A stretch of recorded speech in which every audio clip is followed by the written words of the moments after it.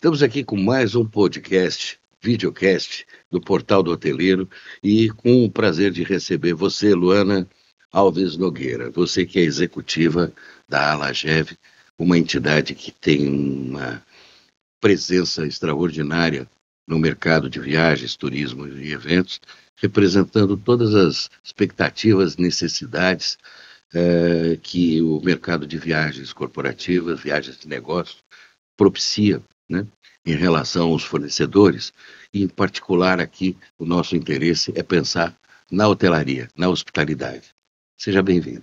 Obrigada, Luiz, obrigada pelo convite, é um prazer estar aqui falando para vocês, né, um olhar do cliente, da cadeia de fornecimento e unir, né, o que a gente ouve dentro da Alagev, uma entidade com 22 anos já completados esse ano, que começou, né, num processo de entender viagens corporativas, levar as discussões, e a gente ampliou o escopo para a Latinoamérica, para eventos, para toda a rede, né, de fornecimento que a gente tem, desde o primeiro nível até os últimos e mais complexos serviços. É um prazer falar aqui com vocês no dia de hoje. Muito obrigado.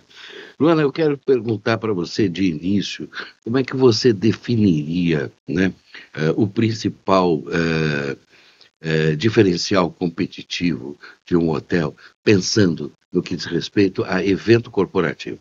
Depois a gente fala de viagem de negócio, mas especificamente eventos corporativos.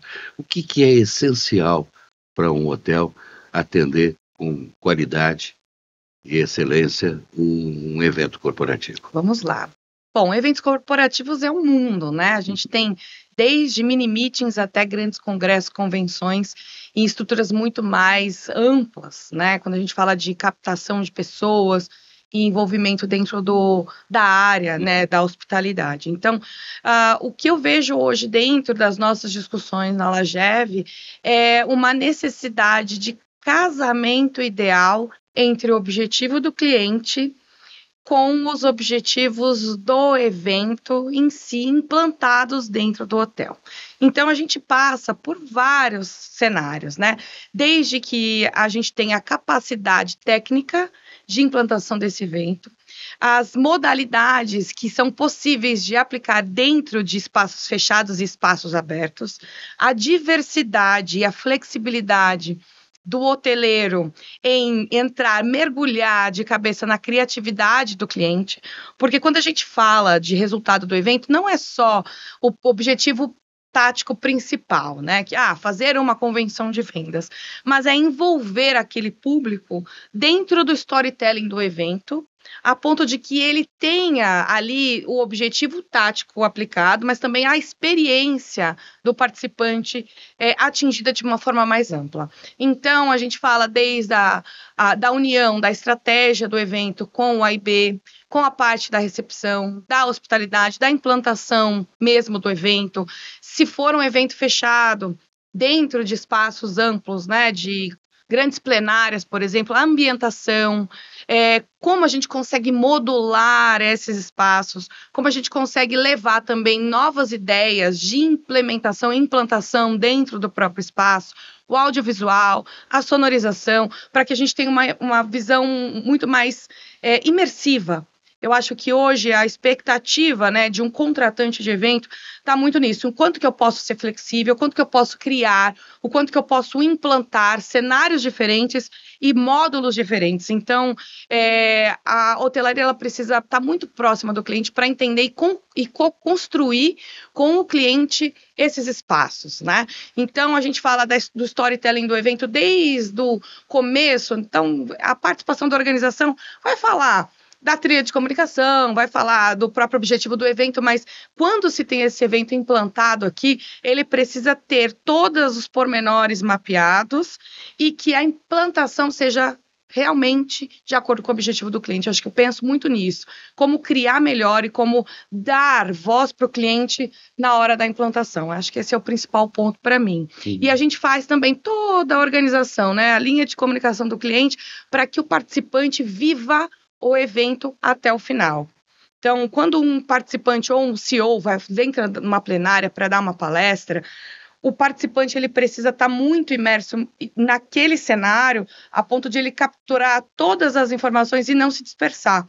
Então, o ambiente precisa ser propício para isso, né? A implantação, o apoio, a parte de profissionalização, inclusive, né? A melhor qualidade do atendimento com mão de obra especializada. A gente vai falar aqui talvez um pouquinho sobre essa evasão e sobre essa dificuldade que a gente enfrenta hoje, mas o fornecedor ele precisa estar muito aderente ao objetivo do cliente para conseguir fazer uma entrega de sucesso. Se não tiver essa parceria, esse ganha-ganha em conjunto, eu acho que a gente patina muito durante o processo e às vezes o resultado não é tão satisfatório. Ou seja, parece que além de um objetivo específico, no caso de uma convenção de vendas, como você disse, que é a motivação, é o treinamento, a capacitação dos profissionais de uma convenção de vendas, é você retratar na experiência vívida, né, vivida pelo participante, toda a mensagem emocional mesmo, que consta, né, como a alma daquela empresa, daquela marca. Né? Eu fico imaginando, do seu ponto de vista de comunicação, que o fundamental não é apenas a mensagem racional, né, mas aquilo que traduz a alma de uma marca. É isso que faz o vínculo, cria a empatia, cria a identificação. E a partir do momento que você consegue um ambiente que favorece isso, força da comunicação é extraordinária. Todo mundo sai ali como um veículo de comunicação, né, repercutindo, viralizando, palavra da moda. Exatamente. Hoje, né, vibrando na mesma energia. Né? O ser humano ele é um mix, né, do racional e do emocional. Então, você atinge alguns objetivos com o racional, exatamente com a palestra que ele está assistindo, ou o propósito, objetivo, ou os objetivos da convenção de vendas, a premiação em si, mas toda a parte emocional, conectiva, porque a gente tem também as sensações, né? Tem pessoas que são visuais, são sinestésicas, são auditivas, você precisa criar, exatamente, ter a habilidade de criar um cenário que componha tudo isso. Uhum. E eventos se trata como eventualidade. Então, tudo pode acontecer dentro de um cenário de eventos. E, às vezes, uma percepção simples de um apoio em uma necessidade de um problema específico de um hóspede, né, ou de um participante de evento, ele pode acabar com a satisfação dele no primeiro minuto. Né? Então, esse cuidado de que um participante de evento, ele não é simplesmente um passante que vai ficar 2, 3 dias dentro de um espaço fechado, dentro de uma convenção, a ponto de que ele não tem a percepção das outras coisas que estão acontecendo dentro do hotel. Então, por exemplo, ele está hospedado e eu tenho uma situação específica de manutenção dentro do apartamento dele. Isso vai impactar diretamente na experiência dele.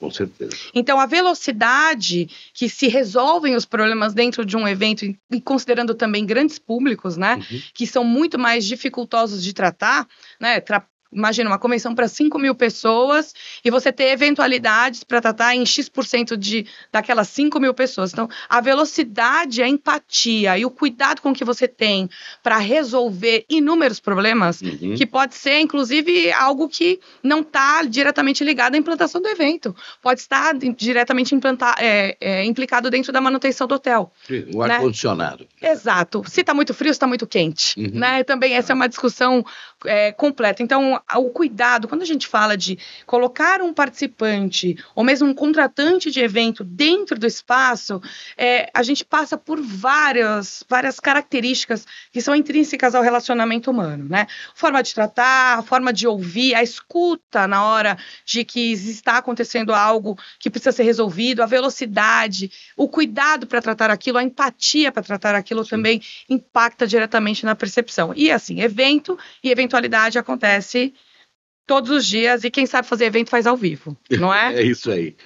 Muito bem. E aí existe um aspecto que se fala muito hoje em dia, da questão do pleasure, né?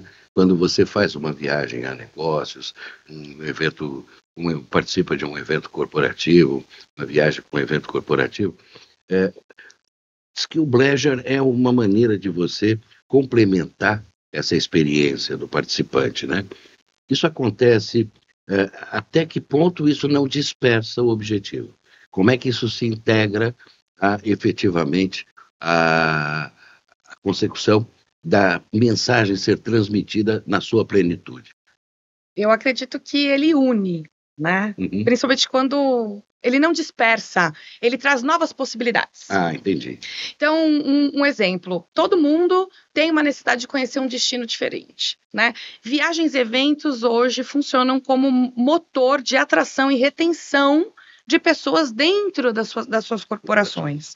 Então, quando você dá oportunidade para que esse participante, esse viajante, ele tenha uma experiência além daquilo que foi o objetivo corporativo que vai ser atingido, ele cria mais conectividade com a própria empresa, né? E a questão da experiência, ela é amplificada. Então, se eu dou oportunidade para que esse participante, ele vivencie o espaço ou vivencie o destino, né, em dias posteriores, com possibilidade de estender a sua viagem, funciona de uma forma muito mais, eu acredito, muito mais calorosa, mais próxima, mais uma experiência diferente, né? Eu, por exemplo, sou uma usuária assídua do Bleisure. Toda vez que existe possibilidade de que eu estenda a viagem dentro do meu cronograma corporativo, eu faço.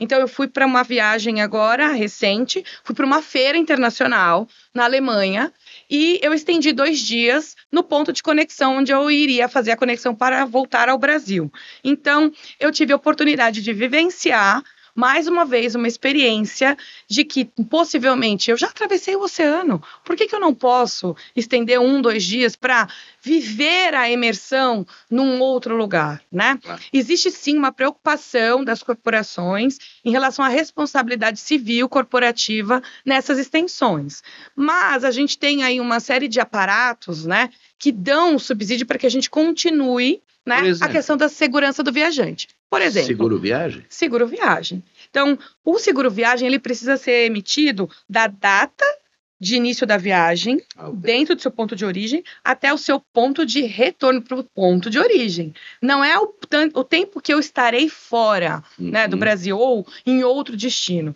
Ele precisa contemplar tudo. Então, a extensão do seguro viagem, ela precisa acontecer. Pode existir uma variação de preço, mas ela é muito pequena em relação aos dias que você vai ficar.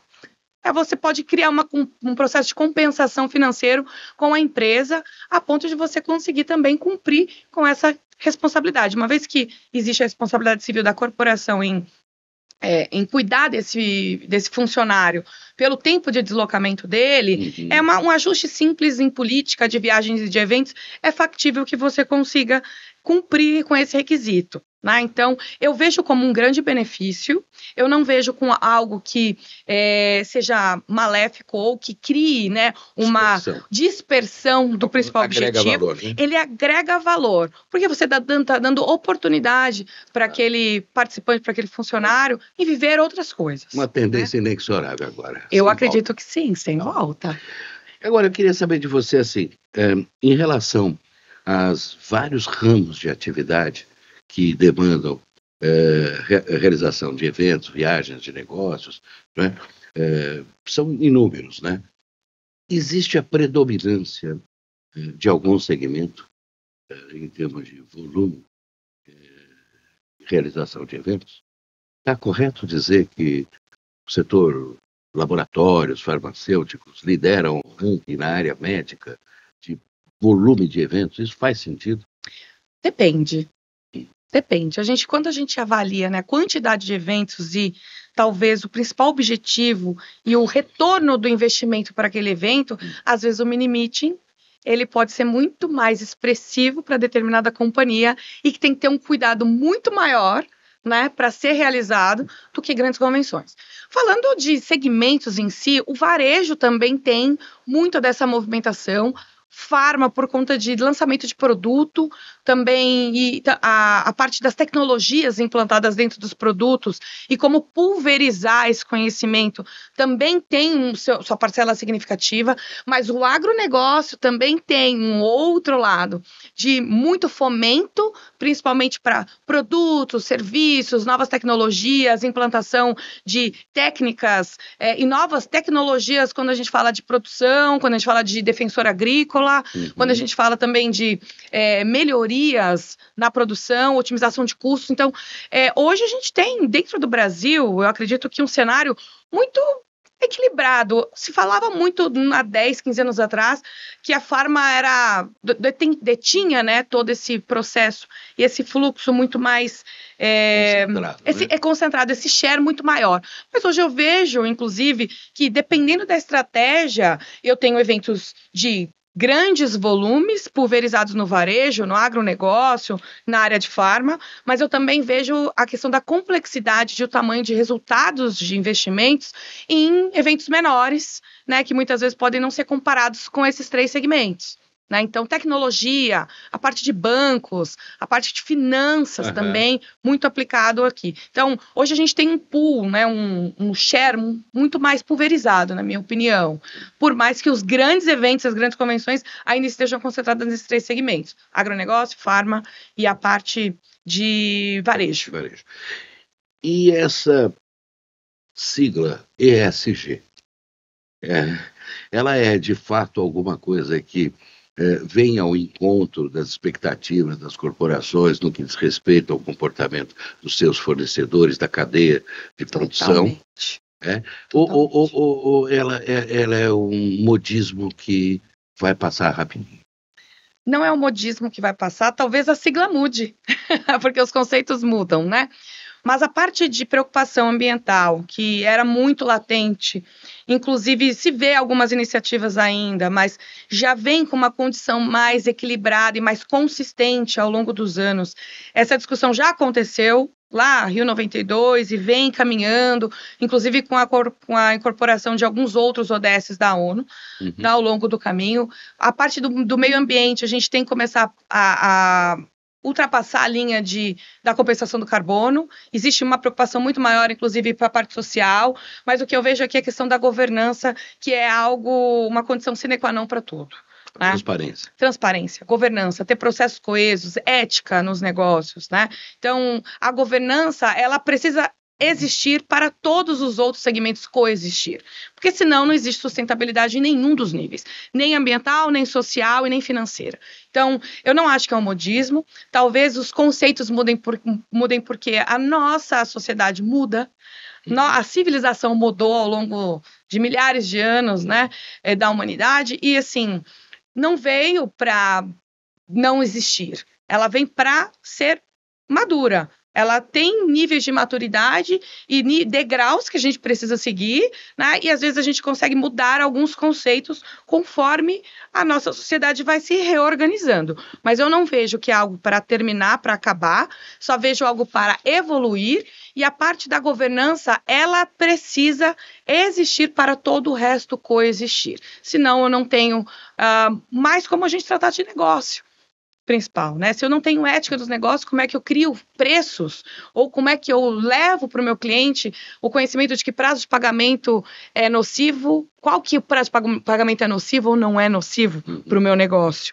Como é que eu trabalho melhor a aplicação do dinheiro, né, que vem através dos negócios dentro das sociedades? Então, eu acho que, principalmente, hoje a gente tem que evoluir a conversa na parte de governança e levar essa conversa para outros níveis, mas eu não vejo que é algo que vai ser eliminado tão facilmente, porque é isso que sustenta hoje o nosso caminho.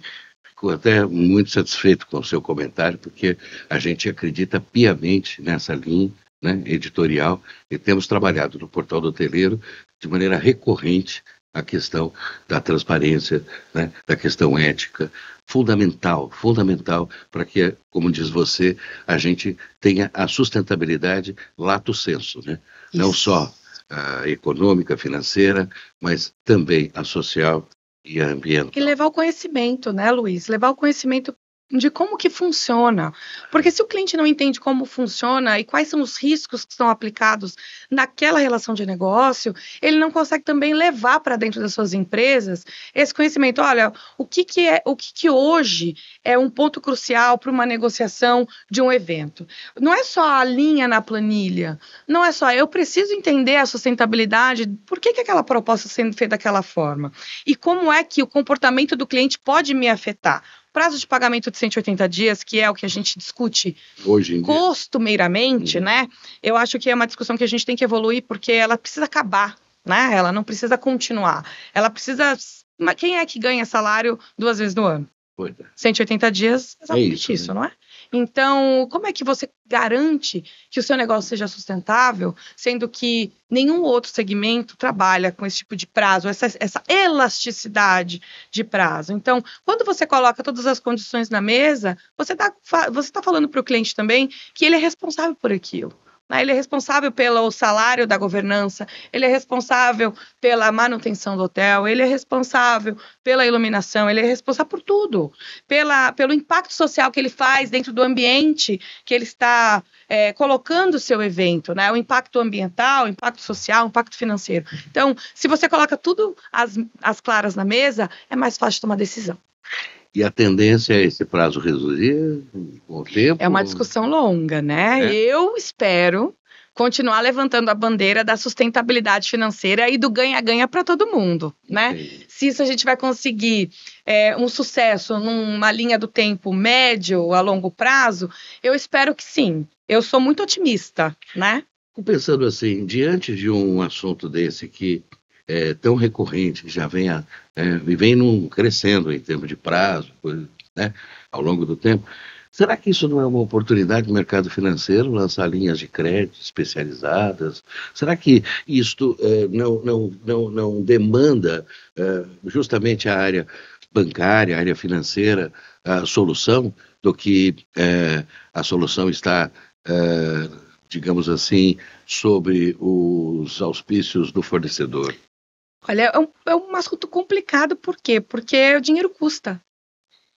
Sendo o dinheiro tão caro dentro do Brasil, quem é que estaria interessado, né, a assumir esse risco, que hoje está na mão do fornecedor, muitas vezes, Claro. que tem que trabalhar com esse caixa, e tem que fazer mágica, malabarismo, né, e muitas vezes. Então, talvez esse seja o recado de que, se nem os bancos estão interessados, a gente tem que repensar. É verdade. O que a gente vê hoje em dia também é muito a questão da tecnologia trazendo soluções inovadoras, né? Sim, otimizar custo principalmente, né? Exatamente. Então, a inteligência artificial, por exemplo, nós estamos com uma campanha que vai ser lançada agora no dia 10 de junho, em Ribeirão Preto, num encontro com cerca de 80 hoteleiros lá, e é o início de um roadshow que a gente está fazendo, para esse fim, que é o retrofit tecnológico de hotéis, né? A gente já tem demonstração na prática, Luana, de que é possível você, com tecnologia e automação, gerar uma economia extraordinária em termos de energia, né? Seja energia elétrica, o próprio uso da água, enfim, existe hoje um ferramental bastante eficaz, né, que aumenta a competitividade, digamos assim, dos empreendimentos hoteleiros que investem em tecnologia. Mas quando a gente fala em tecnologia e inteligência artificial, muitas pessoas vêm com aquela perspectiva, aquela ideia de um atendimento desumanizado, né? Vou falar com o robô, vou substituir. Quando, na verdade, tudo que se busca com o desenvolvimento tecnológico é dar mais disponibilidade ao ser humano, né, no ambiente hoteleiro, para o atendimento humanizado, né, personalizado. O seu high-tech com high-touch. Exatamente. A hospitalidade em si é feita por pessoas. Tem produtos, sim, ao redor do mundo, que eu tenho alta tecnologia implantada, porque o consumo daquele produto, ele demanda alta tecnologia, porque o ser humano que vai consumir não quer contato humano. Então, eu vou ter um produto que o check-in é todo feito pelo aplicativo, meu celular, eu não falo com ninguém, eu só falo com o robô, porque existe público para isso. Mas nós temos o outro lado, que a maioria hoje, né, das gerações que estão consumindo viagens e eventos, eles precisam do touch. Quando eu tenho algo para resolver, eu preciso falar com alguém, né?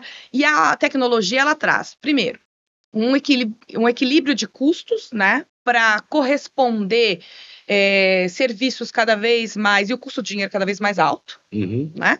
Essa necessidade, ela precisa acontecer. Eu ganho eficiência, escalabilidade no meu produto, no meu serviço, exatamente porque eu estou reduzindo o custo. Por outro lado, eu dou mais disponibilidade para o ser humano para fazer as atividades que são core do meu negócio. Se a hospitalidade é feita por pessoas, eu preciso dar tempo para que ele seja realmente uma pessoa, um profissional focado em hospitalidade.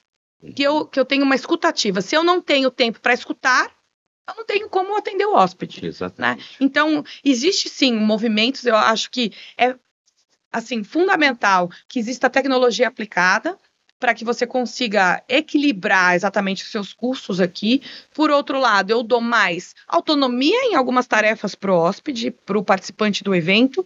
Por outro lado, eu também ganho na parte de maior disponibilidade de tempo do meu funcionário a fazer algo que precisa realmente estar intrínseco à hospitalidade. E a escutativa. É isso aí. Luana, quais são os destinos hoje no Brasil que você reputa como emergentes na preferência no mercado corporativo para a realização de eventos? Olha, existe quando a gente fala em mercado emergente, a gente tem que tomar um cuidado muito grande para falar, principalmente para eventos. Naturalmente, os clientes eles buscam para eventos corporativos produtos e destinos que tenham equipamentos turísticos já muito bem formatados, muito bem consolidados. Porque você levar eventos para mercados emergentes ainda em desenvolvimento é um grande risco.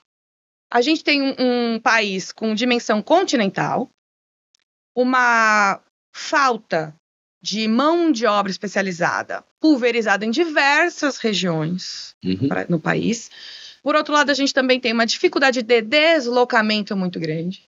Temos só 3 companhias aéreas atuantes no Brasil e com dificuldades muito grandes, né, para fomentar novos destinos, aumentar a malha aérea, a questão da oferta de assentos cada vez mais escassa, preços cada vez mais elevados. Então, eu não vou ser, talvez, não arriscaria falar de mercados emergentes. Eu aqui tentaria fomentar o seguinte, uma discussão no âmbito público para falar, precisamos de mais desenvolvimento e mais investimentos em várias regiões. Então, quando a gente fala região Nordeste, dificilmente clientes vão sair das grandes capitais. Quando a gente fala de Sul, Sudeste, a mesma coisa. E quando a gente fala de grandes centros de convenções, né, a gente não vai fugir do polo Rio-São Paulo e Brasília, talvez, por conta da capacidade que a gente tem, tanto de deslocamento e de oferta de tamanhos e espaços. Então, a gente precisa realmente de um fomento muito maior, porque não adianta a gente migrar para um destino, por exemplo, Foz do Iguaçu, que tem um ticket médio extremamente elevado em relação a São Paulo. E uma malha aérea que não é tão forte, né, para chegar até Foz do Iguaçu, a ponto de a gente ter esses pontos todos cumpridos e concluídos no eixo Rio-São Paulo. Né? Então, eu gostaria de dar notícias mais otimistas, mas quando a gente coloca na ponta do lápis o custo e também o tempo de deslocamento, quanto de esforço eu vou ter para mover para outras regiões, a gente tem uma grande dificuldade de colocar isso, essa equação, a gente ter um resultado positivo. A gente tem um grande desafio com o COP30, né? Onde estamos vivenciando uma série de discussões de que poderia, inclusive, pensar, né, numa condição, uma equação positiva e inviabilizar o próprio evento em Belém. Por conta a gente não tem capacidade de hotelaria em Belém. Sim. Né? É evidente isso. É evidente. Então, eu acho que a gente precisava retornar dar uns step backs para trás, né? Até redundante falar isso, porque a gente precisa dar uns passos para trás para olhar para frente. O investimento precisa acontecer primeiro para continuar fomentando e começar do pequeno para o grande, né? Porque dar tiros curtos, né, e tentando acertar sem previsibilidade e planejamento, a gente não vai ter sucesso. Então, nesse contexto, eventualmente, destinos internacionais se tornam competitivos.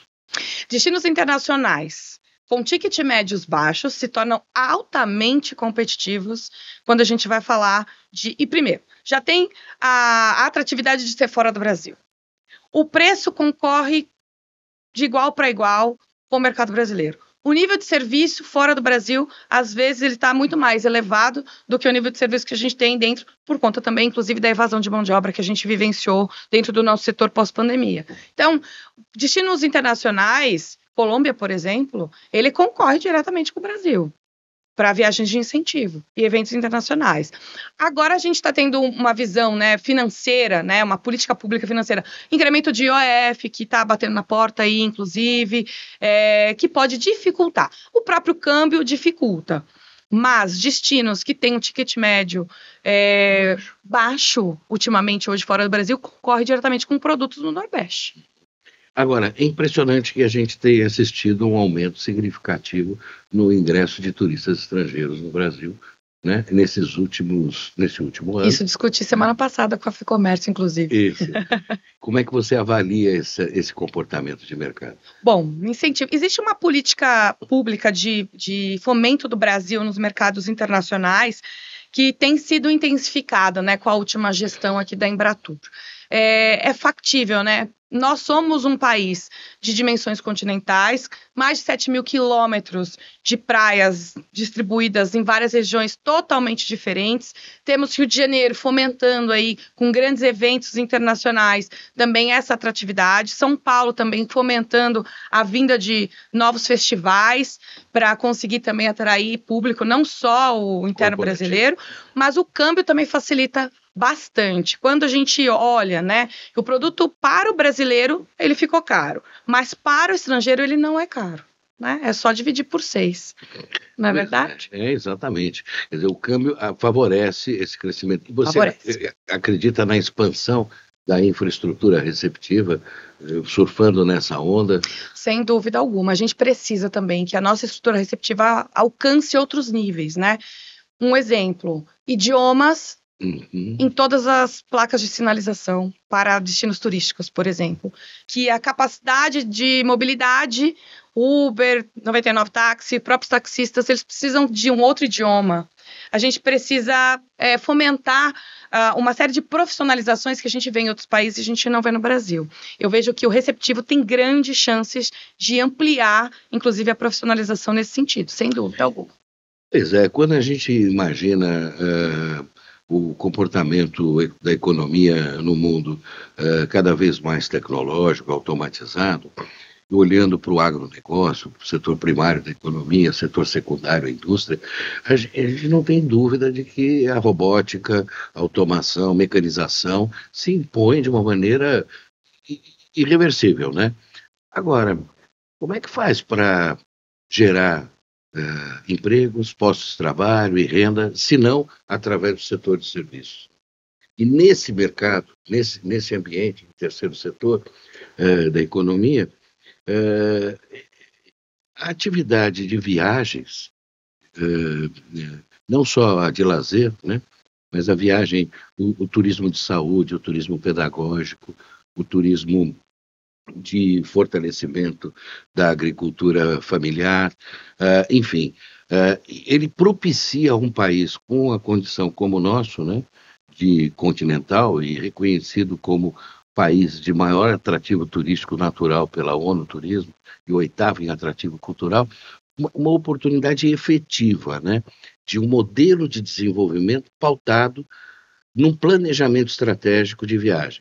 Aí eu queria chamar a atenção por uma experiência que é muito exitosa das empresas que fazem parte da Alagev, que é a qualificação das políticas de viagem. Você, quando desenha uma política de viagem dentro de uma corporação, você pensa a corporação como um todo, né? Nos seus objetivos estratégicos, né? da sua presença na cadeia de produção, e tudo isso otimizando os recursos disponíveis e maximizando os resultados. Queria que você comentasse um pouco sobre a evolução, né, da profissional na área de desenho, né, de políticas de viagens, e em que medida essa experiência privada pode vir a contribuir com políticas públicas. Bom, existe uma dicotomia, né, e às vezes até um abismo entre política pública e privada. Isso sempre vai acontecer, né, porque os objetivos mudam a cada 4 anos, naturalmente.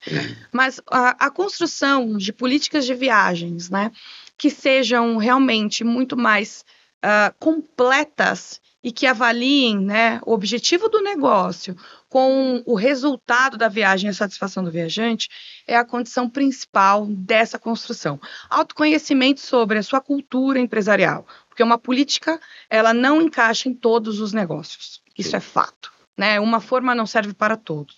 Eu preciso ter autoconhecimento do meu programa, autoconhecimento do meu eleitorado, autoconhecimento do meu objetivo principal, core do negócio, porque muitas vezes viagens entram dentro do top 5 volume de compras hoje, dentro de uma corporação. E hoje se vê muito como custo e não como investimento viagens. A gente também precisa mudar um pouco esse olhar de como a gente segue nessa linha de deixar de ser custo para olhar também parcialmente como investimento, porque muitas vezes viagens está atrelada com o seu nível de serviço.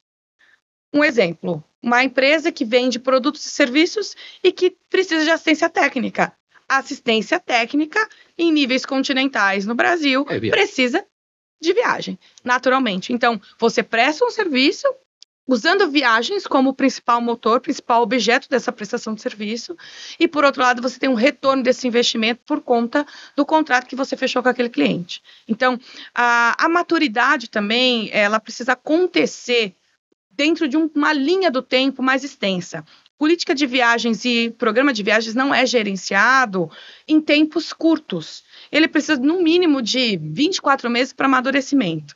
Inclusive, comunicação, fazer toda a parte de cascateamento de ações, boas práticas, avaliação de cenários econômicos, porque uma mudança, por exemplo, num processo de antecedência de compra, ele pode impactar positivamente no preço. Você vai comprar mais significativa no preço. Por outro lado, uma movimentação econômica, como, por exemplo, uma entrada de uma companhia aérea dentro de um processo de recuperação judicial, né? Também. Então, são inúmeras variáveis. Gerenciar viagens não é comprar um equipamento.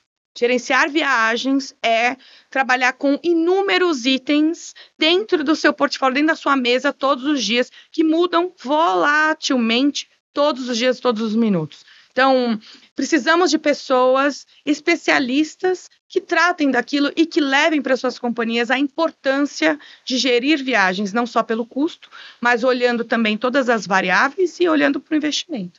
O quanto que a gente consegue melhorar com isso. E a satisfação do viajante corporativo, ela é condição principal para o cumprimento da política.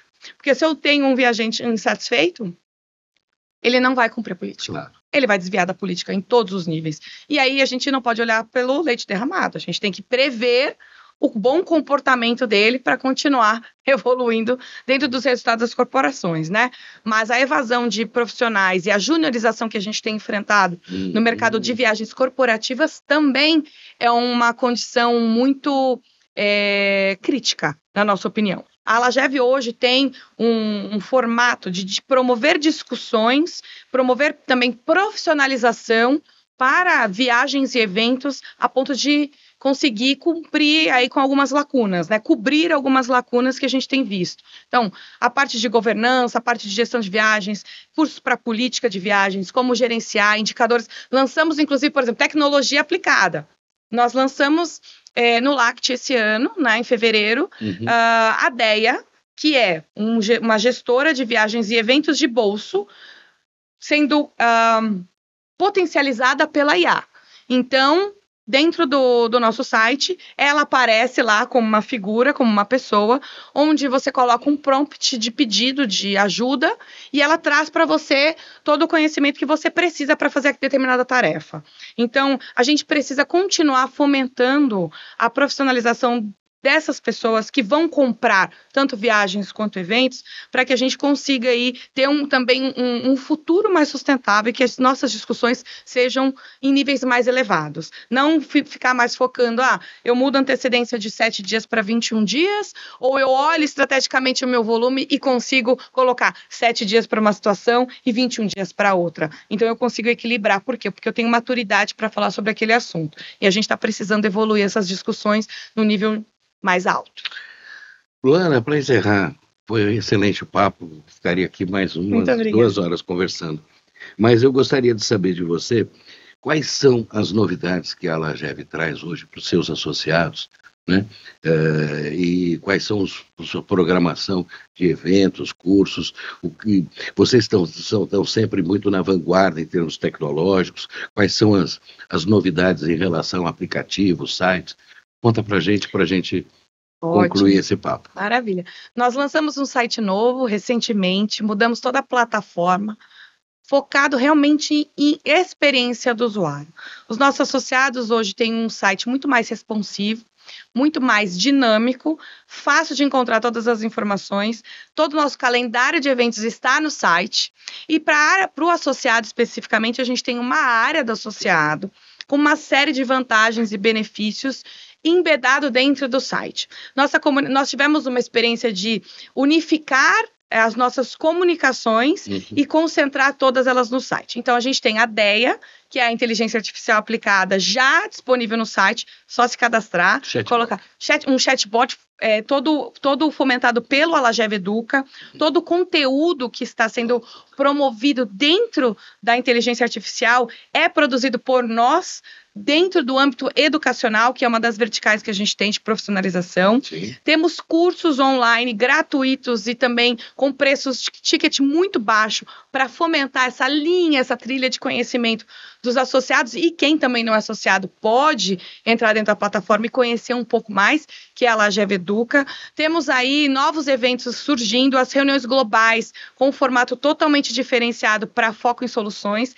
Esse ano, em 2025, nós estamos trabalhando a parte de promoção de soluções com metodologias ágeis. Nós estamos ensinando metodologias ágeis e com temas de dores dos nossos associados dentro das 17 comunidades que a gente trabalha, multissetoriais, para lá em dezembro entregar um portfólio de soluções já prototipadas, né? Então, as nossas discussões, elas fomentam exatamente solução para o mercado. Viemos de uma discussão longa de governança em 2024 para falar sobre ética, usamos aí a cortina de programas de televisão para contar essa história. Esse ano a gente está escalando o Everest, porque ninguém escala o Everest de forma fácil, né? A gente sabe quantos desafios a gente tem em viagens e eventos, então a gente está usando como pano de fundo essa metáfora de usar o Everest, porque a gente tem grandes marcos e grandes conquistas a acontecer em ambientes tão inóspitos, né, muitas vezes para discutir. Temos delegação, missões empresariais saindo do forno. A gente trabalha muito os nossos associados para conhecer destinos, produtos diferentes no Brasil e fora do Brasil, para exatamente profissionalizá-los de uma experiência vivida dentro do ambiente de viagens e eventos. A ideia do benchmarking, né? A gente usa o benchmarking, mas a gente também usa a vivência dessas pessoas no local. Né? Temos o fomento também de feiras internacionais, vamos ser líderes de grupos para tanto o IMEX Las Vegas, quanto para o GBTA em Denver e também o IBTM em Barcelona. Então, é importante que todos os associados e todas as pessoas interessadas, né, busquem as informações, estão todas publicadas no site. Temos oportunidades de retroalimentação de negócio, fomento de grupos de WhatsApp e também outras discussões, outros eventos para a gente criar negócio. A gente pensa em que tem gente interessada em comprar, tem gente interessada em vender. Aqui a gente busca soluções para gerar o melhor negócio ganha-ganha. Muito bem, Luana. Muito agradecido pela sua entrevista, super esclarecedora. E quem precisar fazer o contato com a Alagev via site www.alagev.org. Eu também tenho perfis no LinkedIn e também no Instagram, luananogueira.alagev. Se conecte lá comigo, mande um direct que a gente vai evoluir nessa nossa conversa. Sejam sempre muito bem-vindos. Muito bem-vindo, muito obrigado. E eu espero que a gente possa contar com alguns dos seus associados vindo compartilhar suas experiências profissionais conosco e enriquecer cada vez mais essa comunicação interativa, né, que nos coloca em busca de objetivos comuns, que é a excelência do resultado prestado para o cliente final. Sem dúvida, e conte comigo para essa intermediação, essa conexão. Farei questão de conectar todo mundo com vocês. Tá ótimo, muito obrigado. Obrigada, gente, um abraço. Valeu.